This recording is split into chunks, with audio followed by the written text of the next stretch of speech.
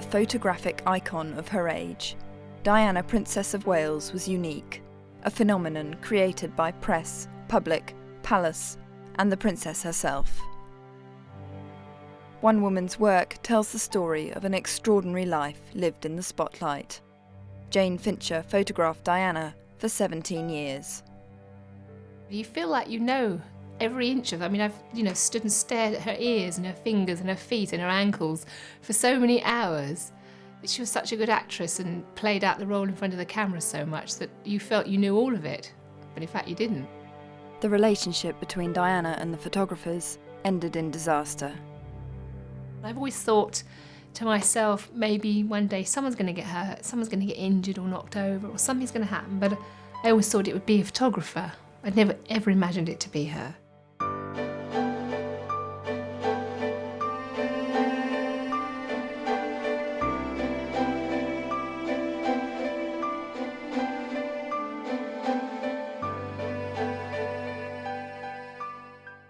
To be so intensely photographing one person for such a long period is rather a bizarre job, really.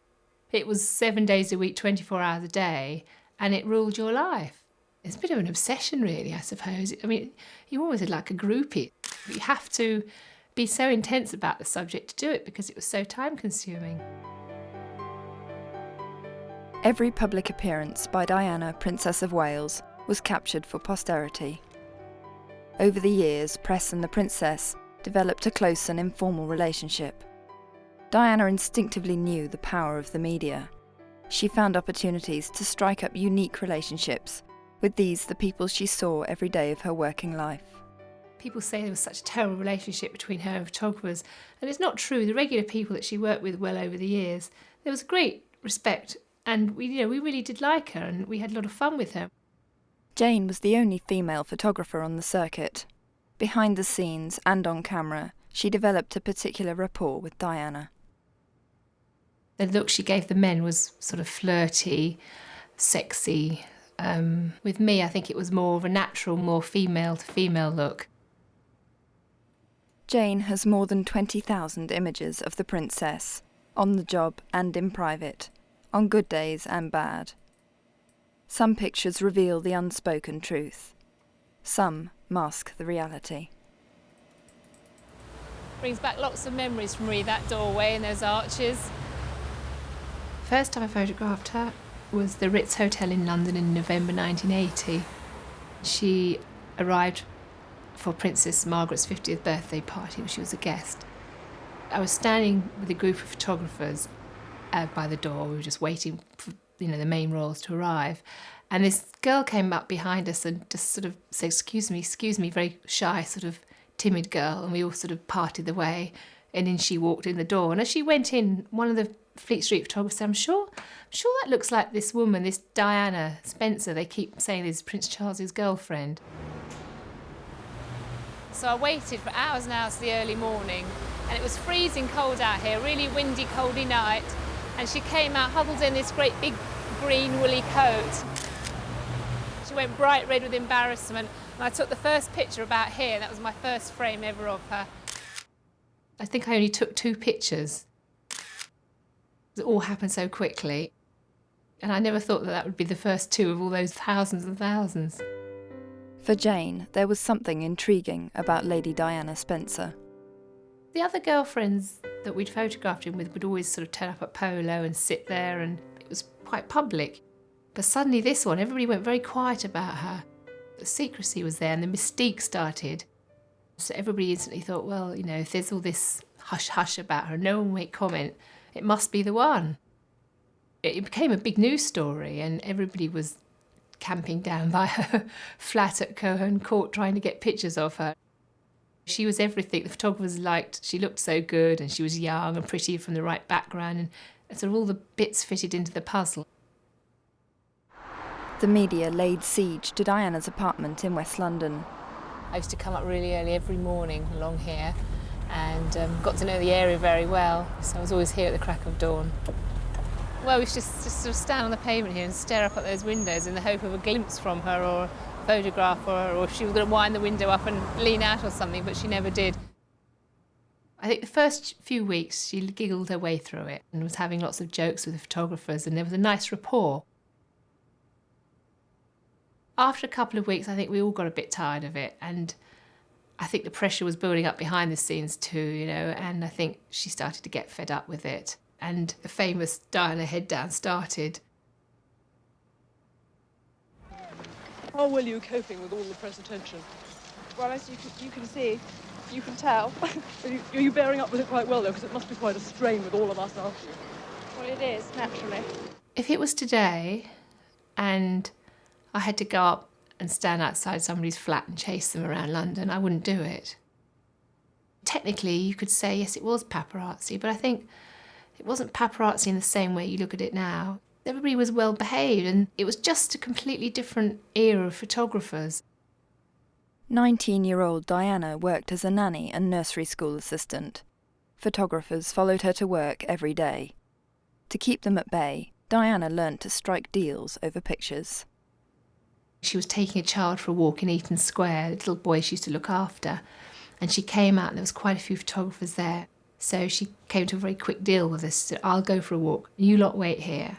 And when I get back, if you don't follow me and pester me, I'll put my head up and you can take some nice pictures. And that's exactly what happened, and the deal worked. Such arrangements didn't always work so well. Diana surprised photographers by agreeing to pose for them at the kindergarten where she worked. Much to Jayne's regret, she wasn't there that day, but a rival was. Halfway through doing the picture, the sun came out, believe it or not, and it just showed us that, of course, she was wearing no petticoat, and of course saw these fantastic legs, and it made the picture.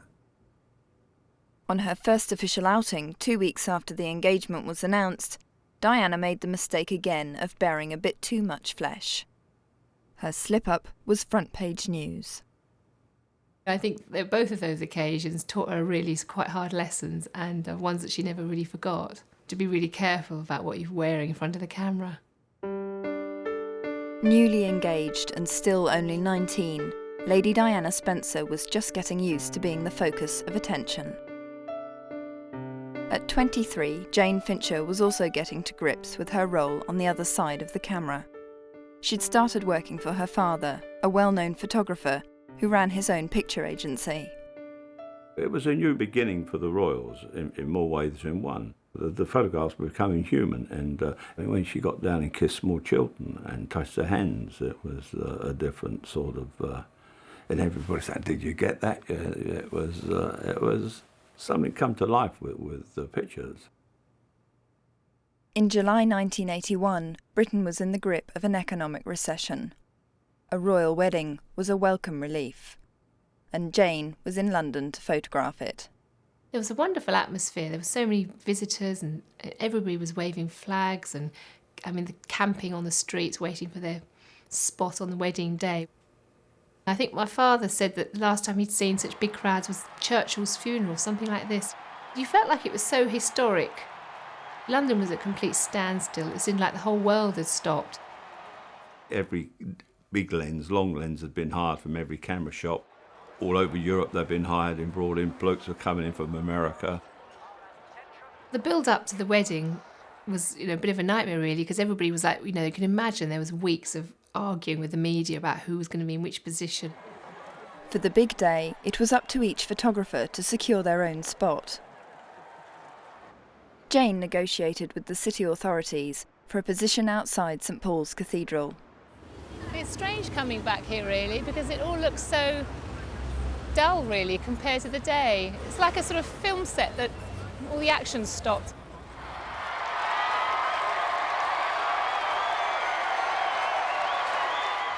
When that moment they came out on the top of the steps, there seemed so much promise for the future.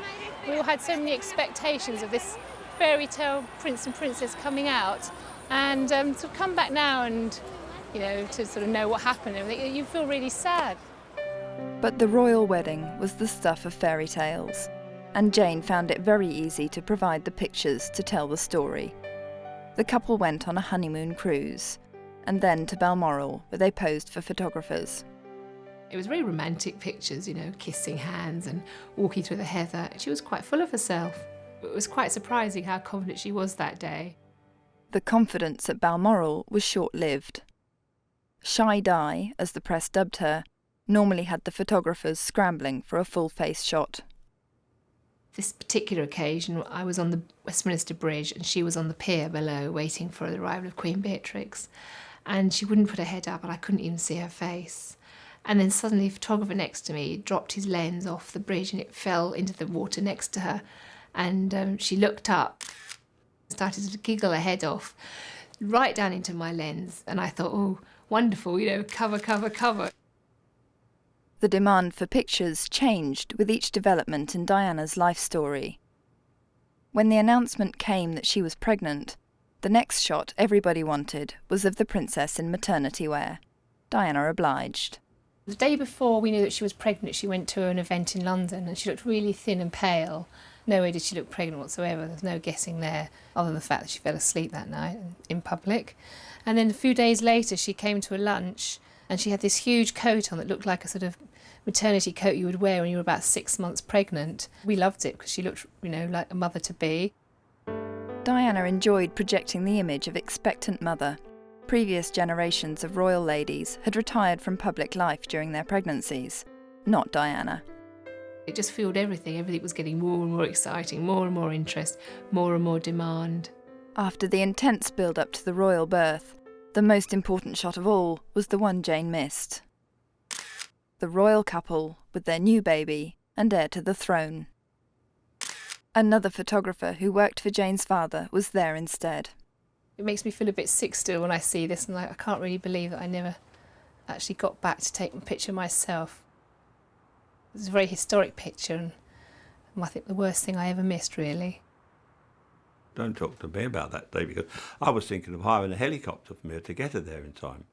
The minute that it was on the radio that she'd gone into hospital, everybody rushed down to the Lindo wing and grabbed a spot. The news came, the baby had been born, and then it sort of went into sort of a lull because we all expected that she would probably stay in for days. And I swapped shift with someone else that worked with us, and off I went home. Driving home, I turned the radio on. It said, oh, the Prince and Princess of Wales are about to leave the Lindo wing with their new baby. And I just sort of froze and thought, oh, God, I felt sick. And I turned the car around and tried to get back there. I wasn't that far away, but the traffic was bad.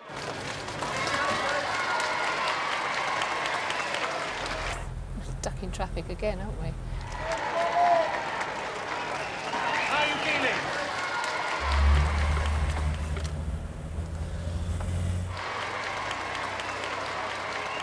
As I drove round, there was all my colleagues and all my competitors walking away from the scene, winding their films back, looking all chuffed and smug that they'd got all these wonderful pictures. And my heart just sunk, I was so upset, I just got out of the car and burst into tears. Well, years later, we were talking about the day she came out of hospital with William, and she was telling me it was very daunting, coming out. She was still feeling really grotty, and all the photographers looking at her and how awful she felt. I said I got there and I missed the picture and I was crying in the street. And she said, you weren't the only one crying, because I got in the car and as I drove around the corner I was crying too, because it was all too much. And so, there we were. We both cried that day. Young mother, new royal and emerging fashion icon, interest in Diana was unrelenting. But the lens's ability to mask the reality of the royal marriage was limited. There was a twist in the fairy tale, and the press had to be careful how they told it. First of all, it was just that she was losing her baby weight and getting her figure back, so that was sort of accepted. But then she started looking very, very bony. As soon as she got out of the car, you'd think, oh, gosh, she looks so thin. Pretty pictures of a happy couple, that was a nice story. The public wanted that. The public did not want to know that fairy tale wedding, that it was all a sham. If you tell readers of national newspapers things they don't want to hear, they stop buying your newspaper. The press were keen to make full use of the disturbing pictures, but wanted to avoid offending readers. I think one has to realise one uses a photograph for impact, but cushions it by saying, we're so worried about her. Newspaper suggestions that Diana might be ill were met with an official denial. Years later, she spoke more openly about the bulimia she was suffering from. In the meantime, she became the darling of the British fashion industry. After she had Prince Harry, she started to get a lot more sort of adventurous in her clothes, big hair, lots of jewellery. It was all becoming more and more great for pictures, and the sort of fashion icon bit started to build up. We didn't know very much about Diana. There weren't many stories to write about Diana, so her clothes were very important. But in the meantime, it gave us great copy and great pictures. In the early days, if a magazine just put Diana on the cover, even a headshot, it would sell, full stop, without a story behind it. You could fill pages and pages with the outfits, back views, side views. People would be doing books on Diana's dresses, books on Diana's hats. Diana used to get off a plane or get out of a car at some event, and there'd be a secretary there giving you a piece of paper saying this dress was made by such and such a designer, the hat is made by this designer, and it's trimmed in this and it's done in that. It was a massive industry, just this one woman. And I think she didn't realise half the time anyway herself. She used to sort of say bets with her policeman when she'd turn up in the job. I wonder how many photographers would be at a day, and he'd say 20. She'd say no, 10, and there'd be 30. You were desperate to get the new hat at the right angles. The evening dresses we loved. You would say, right, okay, what I need is I need a good fashion shot, I need a good cover shot, I need a good jewellery shot maybe. So you'd go full length, half length, close up. You'd have this routine you would do, you'd shoot with a routine so that you make sure you've got what you need, because you know that's what they're going to ask for, your customers are going to ask for, and the magazine editors are going to ask for. Jayne Fincher's family business supplied pictures on a freelance basis, mainly to magazines. Her customers could pick and choose from hundreds of images sent to them. Jayne was under constant pressure to deliver the best shot. For staff photographers on newspapers, time was the enemy. Princess, whatever she did, was news. I remember going up to Scotland and getting her being blown as she was going into church and being windswept, and getting an hysterical row with the editor because I was late getting the pictures back. No fault of mine, you know, it was a problem with planes and things. And him screaming at me saying, this is the most important woman in the world, you know, I've got to have these pictures. And so the pressure was all the time on you, but not to just get the pictures, but to get them back, to get the editions. With such a huge demand for pictures of the princess, the stakes were high for the designers who dressed her. You know that that hat has to look good because it's going to be seen by millions. And of course, one thing about the Princess of Wales, she did more or less play to millions. She really became a fashion icon in the sense that she was always wearing something new and exciting, and the press wanted to photograph her. You couldn't do the same thing twice.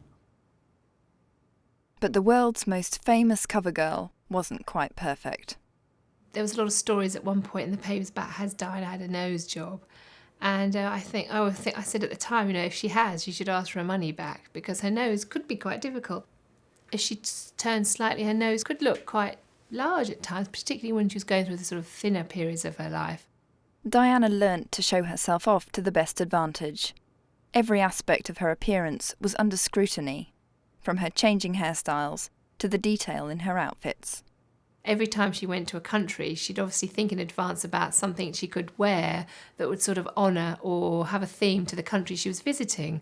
This was a great example of it in Japan, when she wore a dress that had the rising sun on, exactly like the Japanese flag she was standing next to. I think she was doing it for the photographers. I mean, she probably thought the host would like it too, but probably for the photographers more than anything.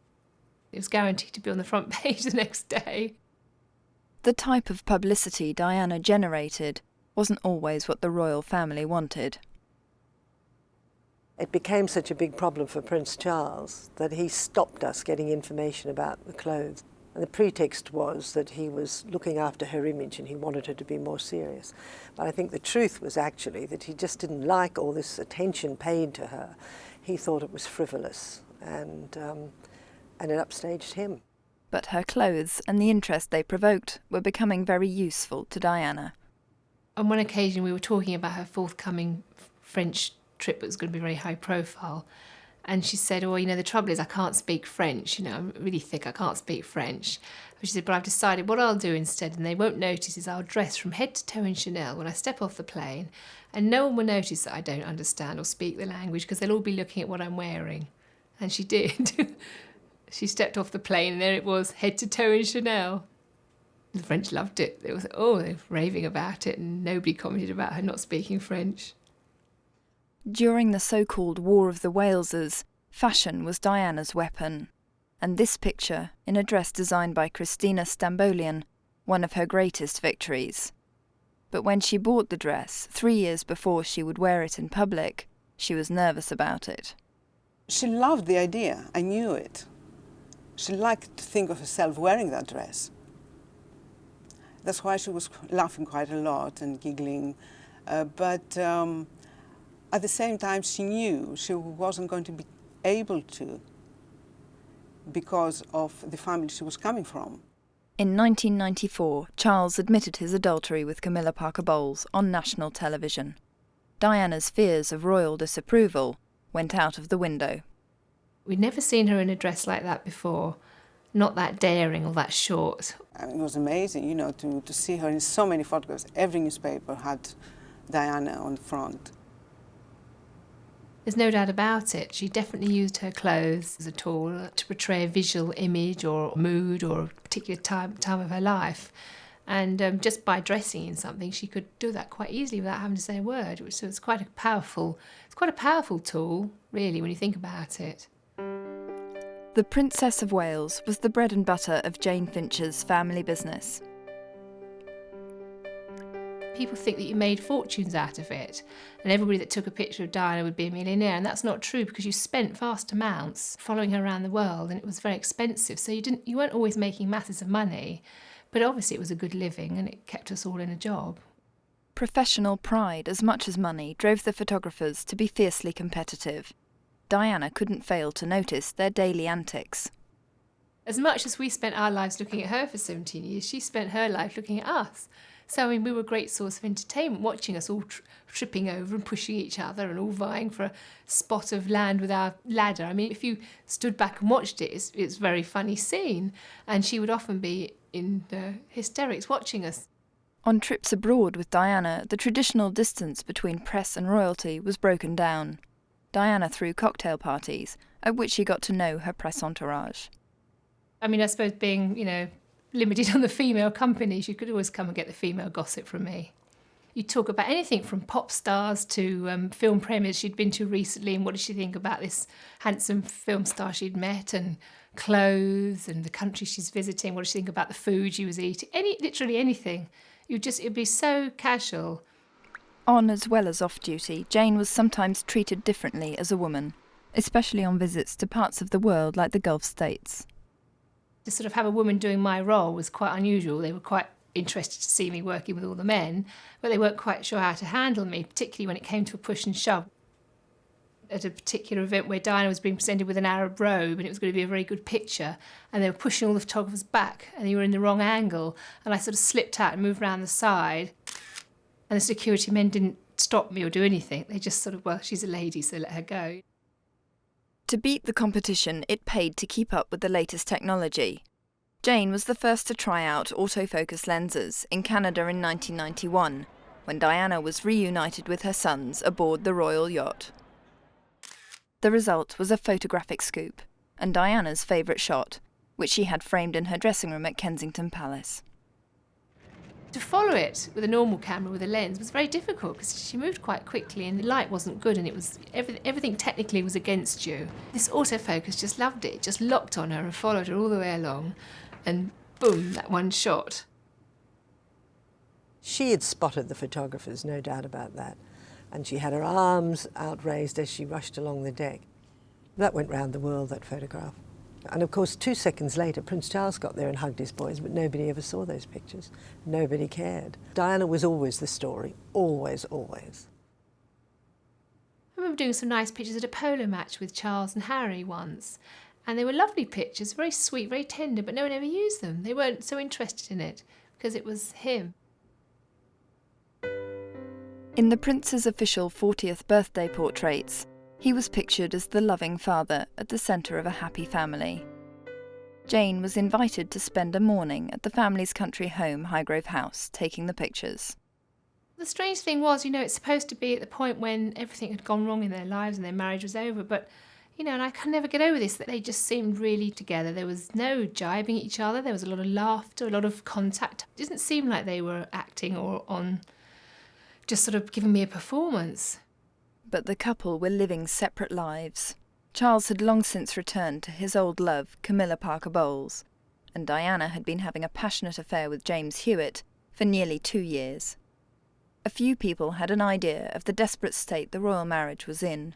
One of them was tabloid journalist Andrew Morton. I remember Andrew ringing me up. He was one of the journalists that rang me up and said, I hear you've been at Highgrove, and was it really awful atmosphere between them, and their marriage is on the rocks and everything. I said, oh no, I don't think you're right, Andrew. I think you've got it right. Their marriage isn't on the rocks. I'm the one that's been there having a drink and watching them and sitting there and talking to them, not you. I'm right, there's nothing wrong with their marriage. I couldn't have been further from the truth. Diana later secretly communicated with Morton. His explosive book was published 4 years after those 40th birthday portraits, and shortly after the princess posed alone in front of the world's greatest monument to love, the Taj Mahal. Observers could be forgiven for thinking that the media-savvy princess was preparing the public for the shocking revelations she knew were to come. Jayne believes that the role played by the press that day at the Taj Mahal is often overlooked. I think it was probably more of a press manipulation that day. It was a good story, a good line, and the journalists put it together. I think it was, blown up to suit the story of the day, really. When Charles visited the Taj Mahal in 1980, before the marriage, he told the press he'd like to bring his wife there one day. But on that day in 1992, he had another engagement. The palace wanted some of the press to accompany the prince, but the story was Diana, and the shot was Diana on her own in front of the Taj Mahal. The photographers instigated that. We didn't want her sitting there with all hundreds of the officials, and we didn't want anyone else in the picture. We just wanted her for that classic Indian picture. One more. She wasn't going to sit there on her own because of the marriage. It was because we were pressing to get that picture. Thank you very much. The other bit that everybody always comments on is when she went off and sat on a bench in the far corner. I think it was a simple logistics thing because she knew that we had to get back to a position down there because she'd been told that we wanted the picture of her walking towards us. She was obviously, briefed to hang back a little bit, and everybody sort of said that she went there to sort of think about her marriage, but I think that was just the spin of the day. Both press and the princess knew how to manipulate her image. 4 months after the photo call at the Taj Mahal, the publication of Andrew Morton's book showed beyond doubt that the royal marriage was deeply unhappy. Jayne had been approached about the book. The publishers called her to ask if she'd like to do a private photo session with the princess. I was astounded. I thought, Andrew Morton and Diana, this is a very strange combination. But I thought, well, if she's agreed to do it, then I'll agree to do it. I'm quite happy to do it. So I said, yes, I'll do it. And we planned that it would be done in a few weeks and that they would get in touch with me and we would decide what sort of pictures we'd do, and we'd try and do some nice informal ones at home. And so I was very excited, drove home very excited about this project, but obviously I had to keep it absolutely hush. I wasn't allowed to tell anyone. And then eventually I got a phone call from the publishers saying, oh no, it's a change of plans now. You don't need to come and do any photographs. They're still doing the book, but we've got some photographs from somewhere else. Photographs from a specially arranged shoot would have revealed the princess's direct association with Andrew Morton. It was really difficult not to tell anyone that I knew because, there's all this controversy going on about in the newspapers about did she help or didn't she help. And I knew that she was directly talking to them about the book, so there was no question about it. Diana wanted people to believe what they were reading and chose to show her support for the book in a more subtle way. Pictures of her paying a friendly visit to Caroline Bartholomew, one of the book's named contributors, did the trick.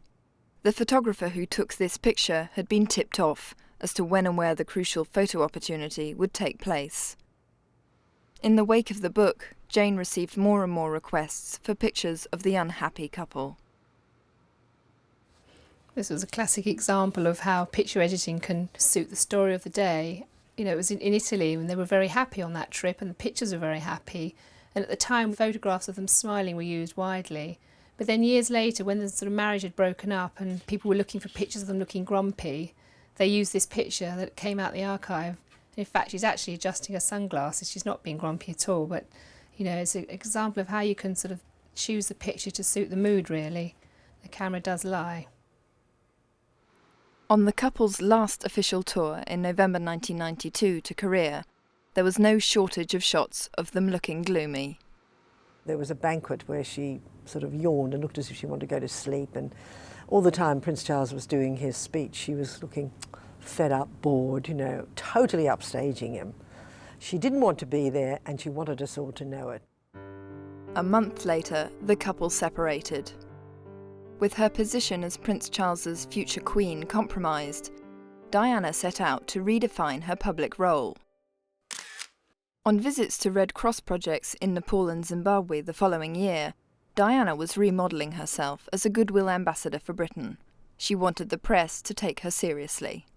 When we were in Nepal, she got very touchy about people who'd been writing about her clothes, and she sort of made a comment about, you know, she was going to visit refugee camp, and she said, people keep writing stories about me and my clothes, and what do they expect me to turn up in a refugee camp in a ball gown? And she was getting a bit touchy about it then. The photographers had a crucial part to play in shaping Diana's new image, but it was a delicate business. In Zimbabwe, Diana posed for this picture on their request. She later regretted it. I remember talking to Diana about this very shot.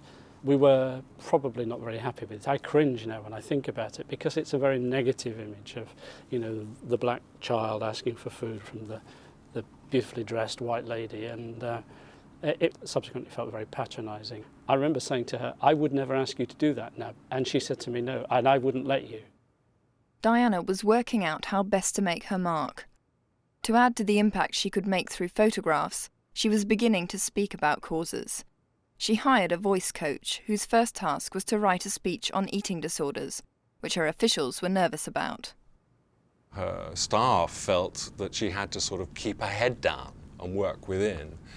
Whereas I suppose, to an extent, my attitude was, you know, why are we doing a speech on bulimia if you don't want her to talk about it? Diana chose to make a stand and began the speech with what was, in effect, a personal admission that she had been a bulimia victim. Ladies and gentlemen, I have it on very good authority that the quest for perfection our society demands can leave the individual gasping for breath at every turn. And it was like I got it, and she phoned me up later that afternoon. She said, I'm lying on the bed and I just feel so good. I don't know what to do with this feeling. I said, just bloody remember it. This feeling that you've got now, this is who you really are. This is what you're about for the future. In the year since her separation, Diana had shed her old image and proved she could play a solo part on the world stage. But she had set a pace that would be hard to keep up. I was constantly trying to persuade her to do things that I thought would help the people for whom we were working. The media did exactly the same for their reasons. She must have sometimes gone home and gone to bed and thought, for goodness sake, will you lot leave me alone? The year had also seen an increase in intrusive press attention, in particular the publication of the shockingly intimate pictures of the princess in the gym. The pressure of being in the spotlight had become too much. In December 1993, Diana announced her decision to resign from public life. This picture really did sum up the story of the day. You know, there she is with her head down, looking unhappy, and she's a battery of photographers behind her, every lens trained on her for every move. You didn't have to write anything to go with that picture. If Diana thought she could switch the media interest in her off, she was wrong. The paparazzi were desperate for pictures and followed her everywhere. And with palace security gone, at her own request, Diana was not properly protected. One sensational snap of the princess meant serious money. It was a very lucrative business for paparazzis. They could make hundreds of thousands of pounds with the right shot in one day. So it attracted a lot of people to spend, you know, they could afford to spend the time just waiting for that one shot, and they wouldn't have to do any more work for another year. Jayne didn't want to be part of it. I was very disillusioned with the job, very disillusioned with some of my colleagues, and I felt quite bitter in a way that some of them had pulled my job down to that level. Diana was often on the defensive, and it showed in the photographs. This is what I call her mad eyes day. If you got that look at you, you thought, oh God, what have I done wrong? What have I done to upset her? But I think she would have given anybody that look on days like that. Jayne refused to photograph the princess unless the cameras were specifically invited, as they were to certain public events, particularly charity visits. Although Diana said she was withdrawing from royal duties, she continued as patron of over 100 charities. In her quest to become a humanitarian champion, she needed her charities just as they needed her. We did get attention we would not have had before. We did get corporate and individual financial support we would not have had otherwise. On the other hand, we gave the sort of images, the sort of events without which her image would have been rather different. Diana visited the Institute of Conductive Education in October 1995. Jayne was one of the photographers invited to be there. The princess's guide for part of her visit was 10-year-old Lawrence Chambers, a child with cerebral palsy. And I spotted that little boy right from the beginning of the visit because he was quite a character. The moment when the princess gave Lawrence a goodbye hug made the photographer's day. Immediately afterwards, Lawrence was mobbed by the press, and they say, "What did she say?" And she said something like, according to Lawrence, "I don't get many hugs like that nowadays." Newspapers took their cue and used the picture as evidence of the princess's deep need for affection. This was the sort of image which set her apart from the rest of the royal family. It was published throughout the world, showing the extraordinary effect she had on her adoring public. It was also an image which created public sympathy at a time when Diana was soon to need it. A month later, she gave the shock television interview in which she admitted her infidelity to the world. She also said though she wouldn't be Queen of England, she wanted to be Queen of people's hearts. The interview made divorce inevitable. Loosening her ties with the palace left Diana free to take complete control of her charity work. My best memory of her feeling that she had found the right niche was on the trip to Angola, where she went not as a member of the royal household. I know, travelling in the Land Cruiser on one occasion, she expressed that this was what she wanted to do in the future. This is how she wanted to work. She'd done her homework. She knew why she was there. She knew what information she needed to get a hold of so that she could say the right thing when she got back. She wasn't part of the palace system, it was Diana. She had managed to establish her own identity, and everything that's in the photographs, which fed back to the public, established the woman in her own right. The last charity event at which Jayne photographed Diana was a visit here to the London Lighthouse, a centre for people with HIV. Images of the princess with AIDS patients had the most enduring impact on public opinion of all. She created a very new attitude towards people with HIV, especially among families, friends, partners, that it was perfectly all right to show affection, perfect right to care for them. They needed someone to put their arms around them, and Diana was prepared to do it. AIDS became so high profile because of her. She put a sort of heart into it and really worked hard for them, and I think it paid off. The profile's gone down so much since she hasn't been there. You don't see it every week in the magazines anymore like you did when she was alive. The princess's ability to focus attention on worthy causes always went hand in hand with a media obsession with her private and family life. Diana's main concern was to protect her own children. It was for their sake that she was soon to take unprecedented action against the paparazzi. Over the years, Diana posed willingly for the cameras with her boys. Photographers had never before been able to capture such intimate images of a royal mother with her children.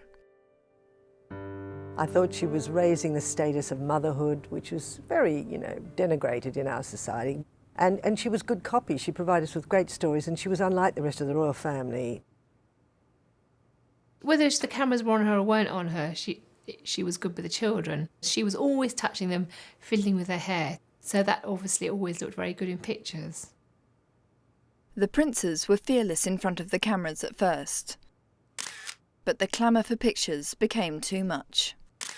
William in particular started to resent the photographer's presence. And Diana resolved to protect her boys from the press intrusion that had become part of her daily life. We had this conversation many times where she would say, I can deal with it to some extent, but I really, really don't like it when the children are around. She was very protective mother hen. She didn't want the children to go through that. In April 1997, Diana's lawyers called Jayne, asking her to come in and talk about a case they were preparing against paparazzi on the princess's behalf. I think she was getting very worried about the situation with having this constant harassment from a core of photographers with her and the children. As a parent, could I ask you to respect my children's space? I went to London and I met with her lawyers, and they showed me a lot of photographs, and they wanted some technical details from me about what sort of lenses did I think they'd been taken with, what sort of distances. They wanted to know how did picture syndication work, how did agencies work, how these pictures were getting circulated and how they were getting taken. The case was a huge gamble for Diana. I think she was risking an awful lot doing it. I mean, to actually have to be put into witness box where, the prosecution could have cross-examined her about anything. And it would have, she would have been very vulnerable. And she would have had to have been pretty thick-skinned to go through with it, really. I was quite surprised that she would contemplate that, but it seemed, she was determined to do it. By helping Diana, Jayne was breaking ranks with her colleagues. I felt very strongly about it, and I wanted it to be sorted out, and I wanted to have a professional standing back again for the photographers that were working in the royal circuit, and I just thought maybe it was a way of helping. But Diana's actions on holiday with the Al Fayeds that summer seemed to undermine everything the case was trying to achieve.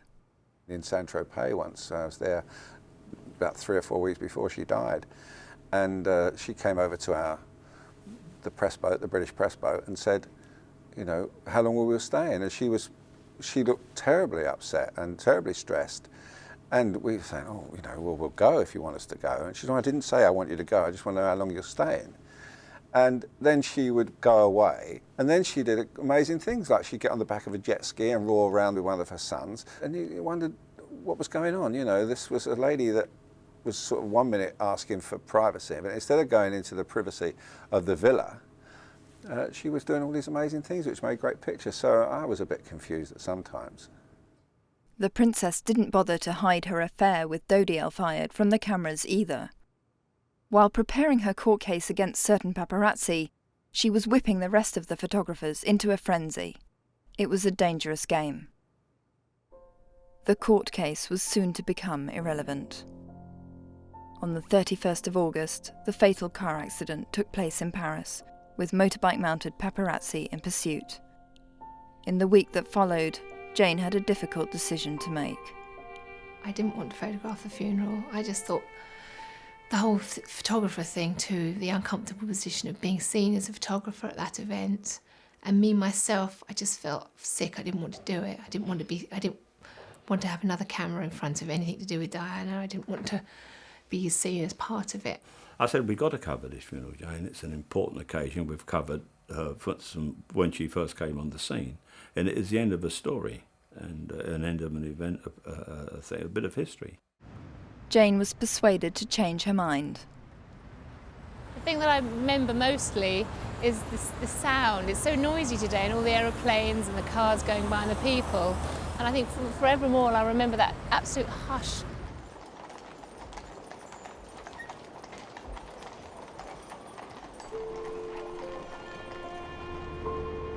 I never ever want to do another day's work like that ever again. The whole thing was like a sort of dream, really. I mean, I couldn't think it was her, I kept thinking back to, I can't think of her. in a coffin and being dead. She was such a live, vibrant person. I couldn't relate to it at all. I think the point really that really upset me the most was the moment when William and Harry and Charles arrived at the Abbey, and they were there standing in front of me, albeit at a slight distance. I felt quite intrusive, looking down my lens at them. They were in such grief. And I felt my heart went out to them. It was just such an awful moment to actually see the boys in front of me. And I just sort of had flashbacks of all the lovely times that I'd photographed. And, it just all came sort of like, when you say you're drowning and everything flashes by in your life, but it was a bit like that. When I was sort of looking at them through my lens, I kept thinking of all those times when I'd seen them as little and her touching them and all that sort of stuff.